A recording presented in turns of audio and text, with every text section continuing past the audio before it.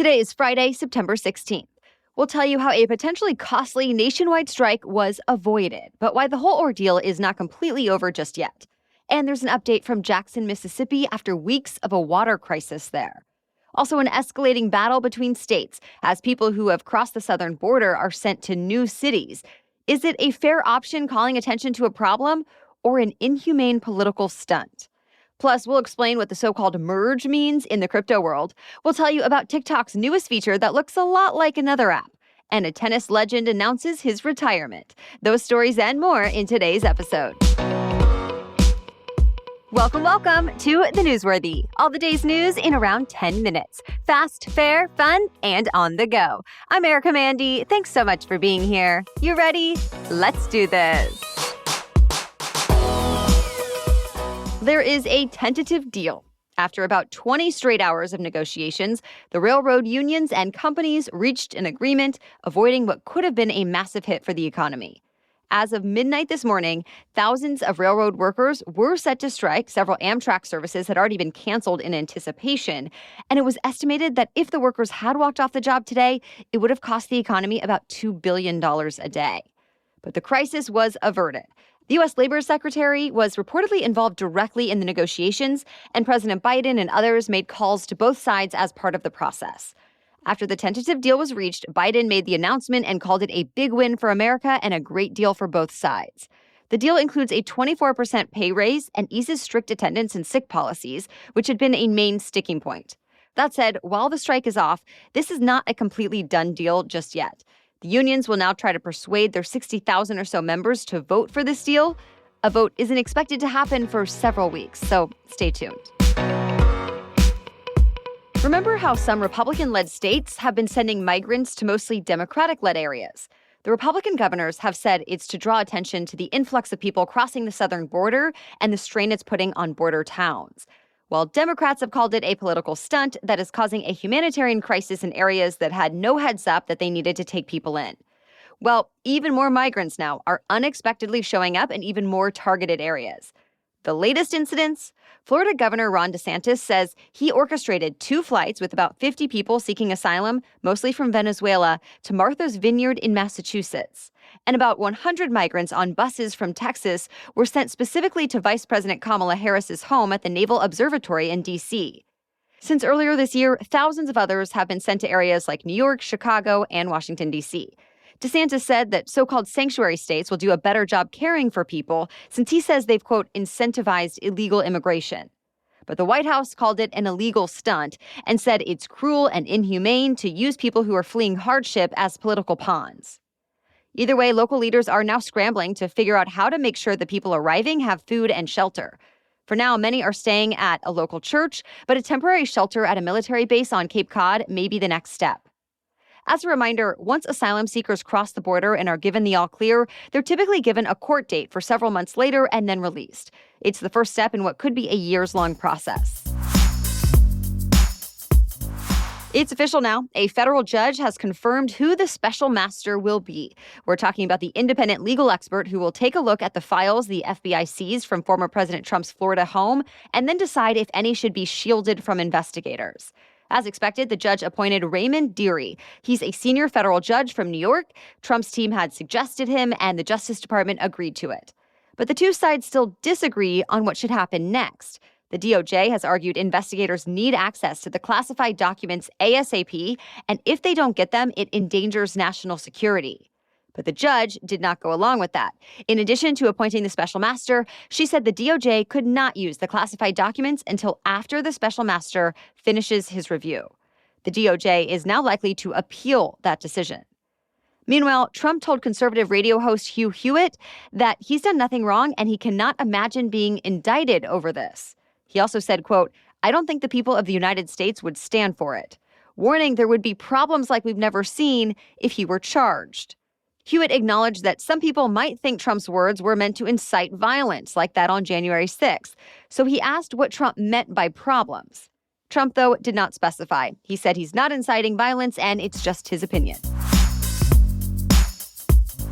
Jackson, Mississippi has clean water once again. The boil water advisory has finally been lifted after 40 long days. Remember that boil advisory had been in place since July after water from a local plant looked cloudy.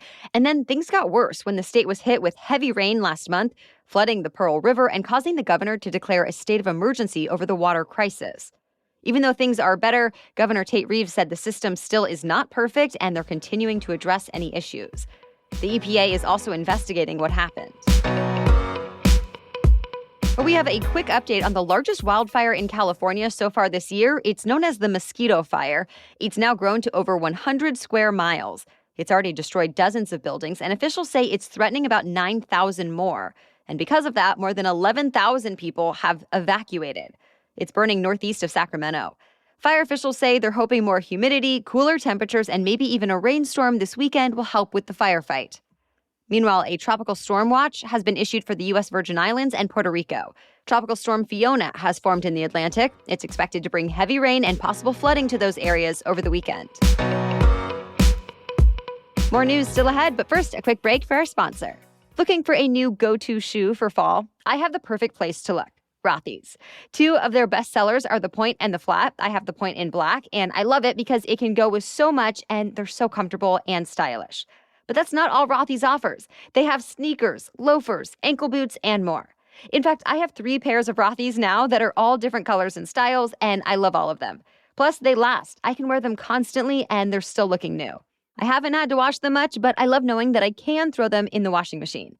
And because of my experience with Rothy's, I always look to them whenever I need a new pair of shoes that I want to be able to wear often. Plus, they have so many colors and styles that you can wear them from season to season. So step up your shoes and accessories and get ready to be asked, are those Rothy's? Plus, get $20 off your first purchase at rothys.com/newsworthy. That's ROTHYS, rothys.com/newsworthy. Mortgage rates continue to climb and have now reached their highest point since the 2008 financial crisis. The average interest rate on a 30-year fixed home loan has now topped 6%, which is about double what it was just 1 year ago. It's essentially added hundreds of dollars or more to the monthly cost of a potential homebuyer's mortgage payment. Of course, it's a ripple effect from the Federal Reserve continuing to raise interest rates, part of an effort to curb inflation and slow the economy. And the Fed is expected to raise interest rates again next week. The world's second largest cryptocurrency behind Bitcoin, called Ethereum, completed a massive software update this week meant to drastically cut down its carbon footprint. Dubbed the Merge, the upgrade reduces the energy consumption of Ethereum. So how does the Merge help and why is it important? It's a little complex. Until now, Ethereum has run on what's called proof of work, which requires high-powered computers to verify transactions and generate new coins. All those computers suck up massive amounts of energy, aka it's bad for the environment. The long-awaited Merge has been years in the making. It moved Ethereum to a more sustainable proof-of-stake model, changing how cryptocurrency transactions are verified and doing away with the need for computers to compete with each other in the process. Now, users can put a certain amount of their crypto savings into a pool that enters them into a lottery. Whenever a transaction needs approval, someone in that pool is selected to okay it in exchange for more Ether. The shift to proof-of-stake is expected to reduce Ethereum's energy consumption by more than 99%. So the question is, will Bitcoin follow suit? Bitcoin still runs on proof of work, and no one seems to really know if developers will ever opt for a more energy-efficient way of running things. So far, though, there's no indication it will happen. Other social media apps may have copied TikTok in the past, but now it seems TikTok is the one copying a new rival. TikTok just launched a new feature called TikTok Now that looks extremely similar to the app called Be Real, which has been growing in popularity. The idea of Be Real is that people can only take and post one front and back camera photo at a random time every day. It's meant to capture a more authentic picture of what you're doing.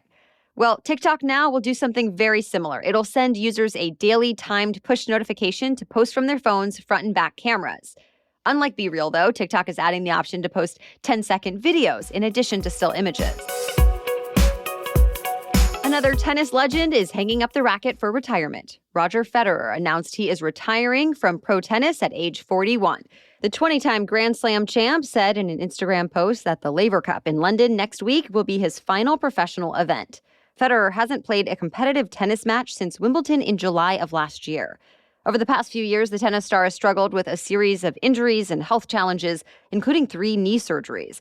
He said he knows his body's capacities and limits and called the decision to retire bittersweet. Federer won Wimbledon a record 8 times, the Australian Open 6 times, and the U.S. Open 5 times since kicking off his professional career in 1998. Another sports legend who made headlines that same year, by the way, basketball's GOAT Michael Jordan. And this week, a jersey worn by Jordan during his historic Last Dance season in '98 sold for a record-setting price at an auction. $10.1 million. And that price tag officially gives it the title of the most expensive piece of sports memorabilia. Well, that's it for the main news today, so now it's time for Feel Good Friday, when we bring you one extra feel-good or positive news story before the weekend. But first, a quick break for our sponsor. If you're a business owner that likes to jump to the news highlights, you'll love Indeed for your hiring needs, because you can jump to the candidate highlights with Indeed Instant Match, where you can instantly receive a list of quality candidates whose resumes on Indeed match your job description. And you know I appreciate some data. Indeed's U.S. data shows over 80% of Indeed employers find quality candidates whose resume on Indeed matches their job description the moment they sponsor a job. And when you sponsor an Indeed post in the U.S., Indeed data shows you're 3 times more likely to get a hire. Finding great talent doesn't have to be a second job. So join over 3 million businesses worldwide using Indeed to hire great talent fast. Indeed knows that when you're doing everything for your company, you can't afford to overspend on hiring. Visit Indeed.com/newsworthy to start hiring right now. Just go to Indeed.com/newsworthy.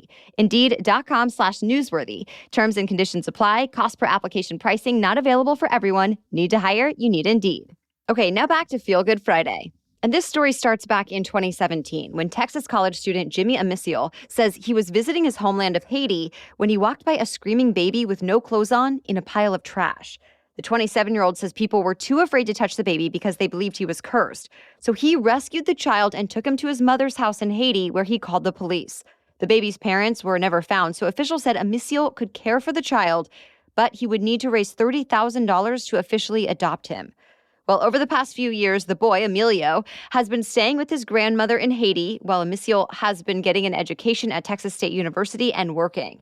And earlier this year, he made a GoFundMe page to help cover the adoption cost, and people opened their hearts and wallets. So far, he's raised over $168,000.